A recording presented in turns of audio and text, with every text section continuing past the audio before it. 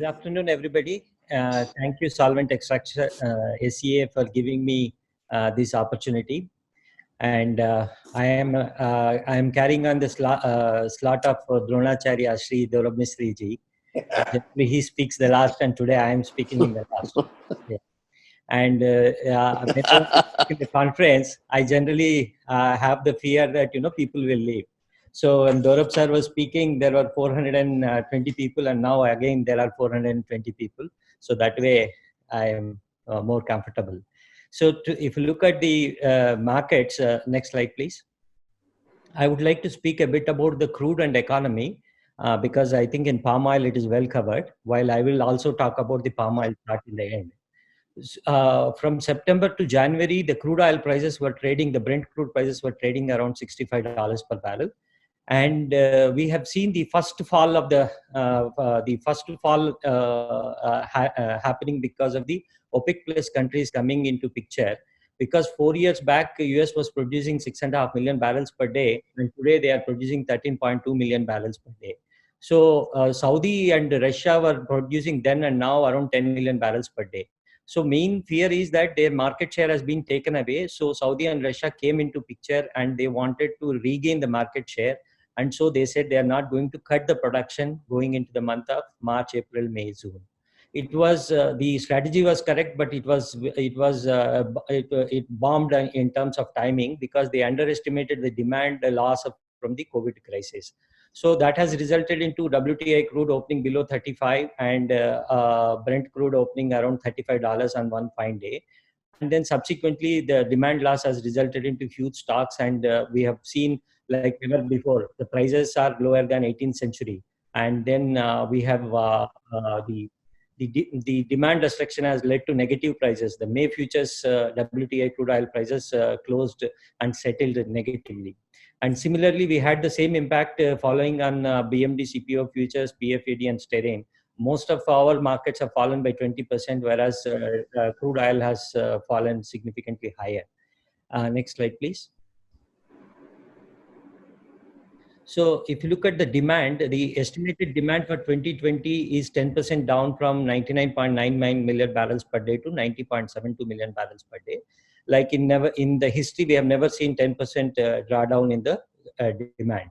And the supply being supply coming down from 100.5 to 94.37.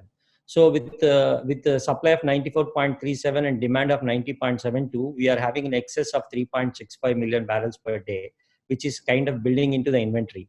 Already, I think we have close to more than 1 billion barrels of inventory across the world, mainly in the G20 nations. You already have a very high inventory, and you need an inventory of another 1 billion barrels now to take care of the production until the month of May. Okay. So you need a floating storage, and a VLCC vessel generally carries 2 million barrels. So you need 500 VLCCs, whereas the total availability of VLCCs itself is 1,000. So you need an excess capacity utilization of 50%, or you need a 50% of more capacity than what you have. So that will put the prices continuously down. Next slide, please.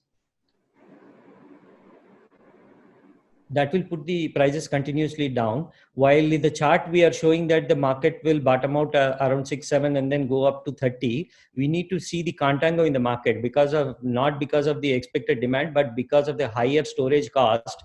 The future months, March 21 futures for WTI is trading around 33, and for Brent is trading around 37. So for all your MIS and analysis purpose, take the average price of June futures to March 21 futures, which in WTI is around $27 per barrel. So whatever we are going to see, it's basically adjustment of the contango rather than a bull market, as what you can see in the chart. But the chart gap which is there on the chart between below 44 and above 38, I think that will act as a stiff resistance, and most likely during this year 2020, we may not see the market breaking that particular chart gap. Next slide, please. And the another important factor is the volatility. The volatility has significantly increased. We can see that the palm oil volatility, which is generally around 20%, has gone up to 35 to 40%. So the value at risk measurement becomes a very important tool. Every day, the traders should not only see the price, they should also see the volatility graph, and they should calculate value at risk. And a quantity limits in the trading organizations is going to put the companies in a significant and big trouble, and they've already put people in a big trouble. So it is the value limits that you have to see, because 1 ton of palm oil exposure and 1 ton of sun oil exposure is not the same always. If the volatility jumps from 20% to 40%, previously if you are having 10,000 tons open position limit, now you should have 5,000 tons open position limit. So you need to keep definitely this in perspective. Next slide, please.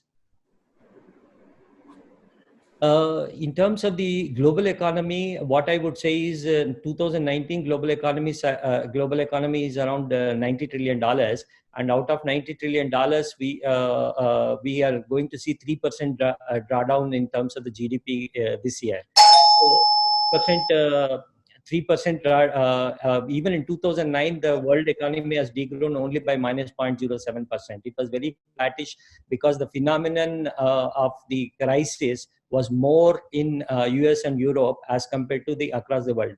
Today, the demand destruction and the GDP destruction is across the world. So we, in terms of US and Europe, which is approximately 18.5 and $14 trillion size economies, we are going to see drawdown this year to the extent of 6% in US and 7.5% in Europe. So even if we expect a good recovery in the next year, it will be only in the year 2022, the US and Europe economies are going to come to the same size. So the headline of from the GDP terms is that US and Europe are going back by 3 years, whereas China, we are having 1% growth, and IMF estimates the 2021 growth for China to be around 9%, which is a bit difficult, because they are highly dependent on the exports. 1 minute. Which is highly dependent on the exports, and so the anti-globalization sentiment is the main reason for this recession, and it is going to have a significant negative impact in terms of the recovery. So I see mostly a W-shaped kind of a recovery. Ideally, it should be a U-shape, but because of the liquidity and quantitative easing which all the governments are doing, so you will have a W shape of recovery spread over 2.5 years, and within that W, there will be smaller Ws. So, and coming quickly to the palm oil chart, can you go to the last slide, please?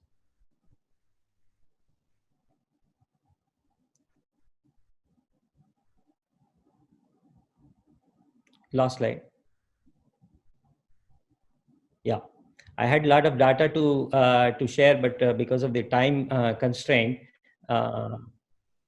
I would like to stress on one fact. If from Indian market point of view, the fiscal deficit, which was projected at 7.6 lakh crores, is now being projected at 9.5 lakh crores. So from 3.5% of the GDP, we are going to see 4.7% of the GDP, which means government of India is going to borrow 2 lakh crores more, and they are the biggest competitor for the funds.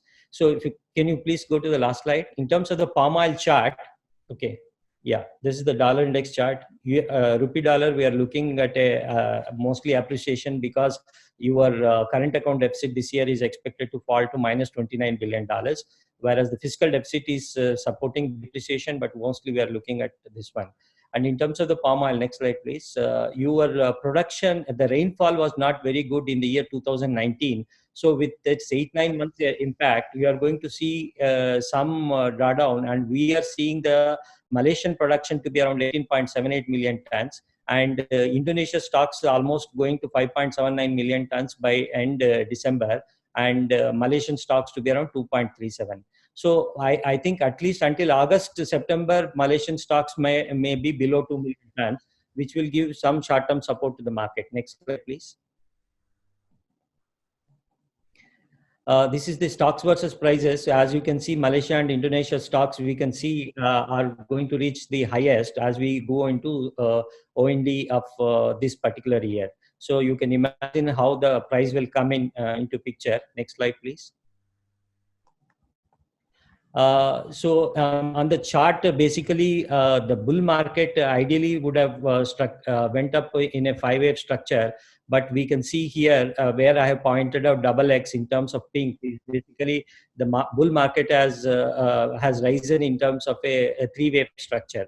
So this generally opens up the door for a new low. And within the short term, I think we have made a very short term bottom. During the month of May and June, we may see a recovery towards 2200 or maybe 2180 to 2250 zone, and from there again the market will probably fall and possibly below 1900 ringgit. Thank you very much for your time and attention.